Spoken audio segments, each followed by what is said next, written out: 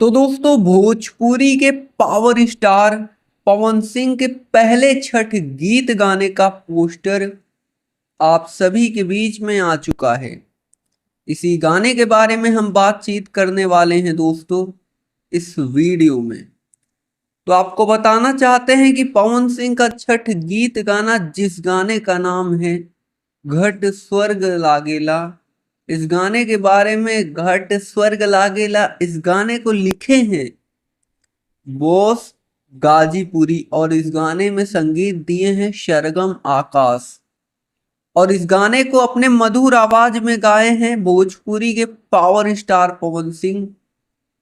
तो दोस्तों इस गाने को लिखे हैं बॉस गाजीपुरी, गाने में संगीत दिए हैं सरगम आकाश।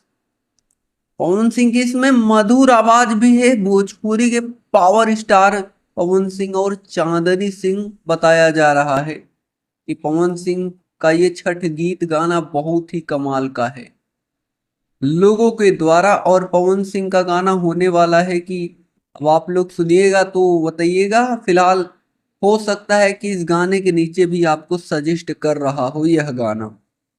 फिलहाल इस वक्त के लिए यही न्यूज़ निकल कर आ रही है, हमने सोचा आप तक जानकारी दिया जाए।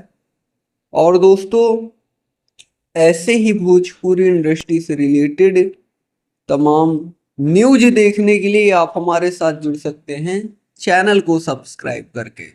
जी धन्यवाद दोस्तों।